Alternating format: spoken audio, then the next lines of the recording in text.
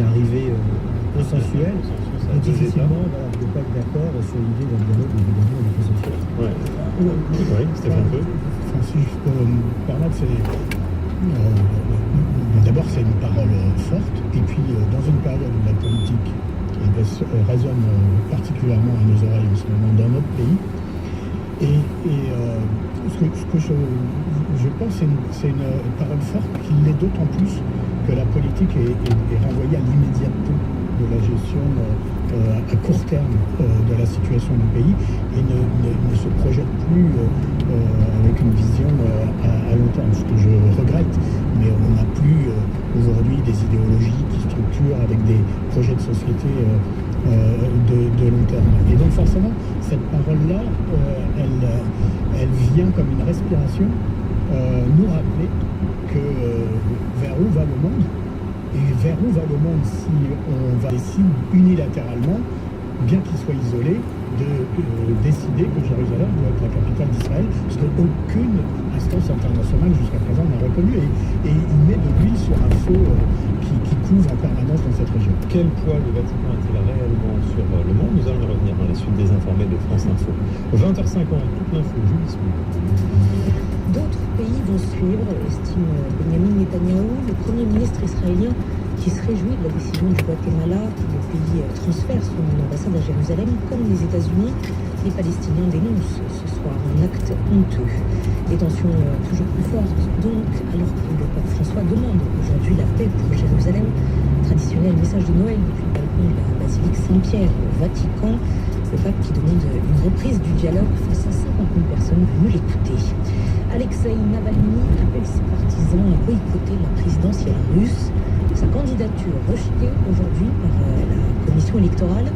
Le président numéro 1, Vladimir Poutine, n'a pas le droit de se présenter officiellement à cause de sa condamnation pour détournement de fonds, un complot du Kremlin, répète le juriste de 41 ans.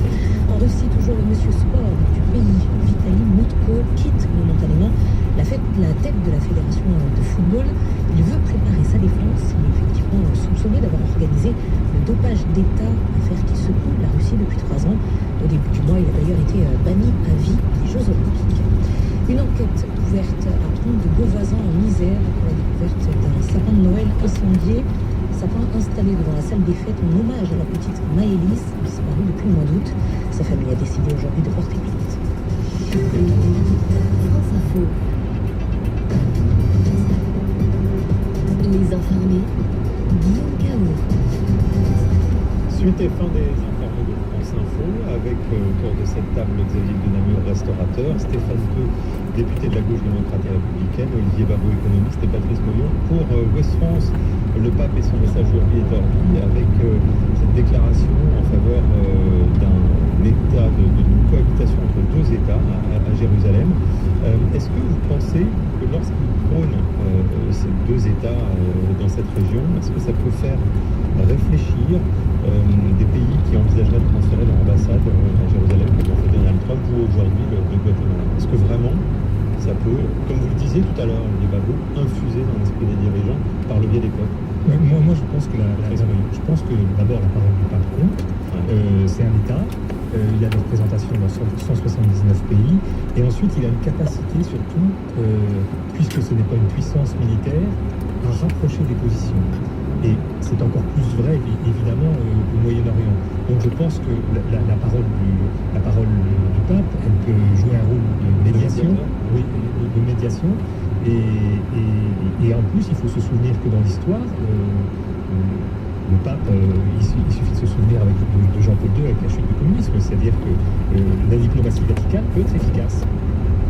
Oui, puis ça participe, son intervention d'aujourd'hui participe de l'isolement de Donald Trump sur la scène internationale sur ce sujet de Jérusalem. C'est pas rien quand même de voir le président des États-Unis, première puissance du monde, tout seul, avec le Guatemala depuis aujourd'hui, mais on va dire tout seul, sur cette position qui est une position camouflée. Moi, je pense que c'est un camouflet, heureux camouflet, parce que quand même, c'est une position qui risque d'embraser une région qui, malheureusement, est prête à embraser. Plus globalement, sur ce pape, le pape François, ça va bientôt faire 5 ans qu'il est au Vatican. Vous vous en souvenez, il y avait beaucoup d'enthousiasme parlait de ferveur lors de son arrivée. J'ai retrouvé ce chiffre. En 2016, il bénéficiait de 54% d'opinion favorable d'après un sondage international, un leader qui dépassait sa propre religion.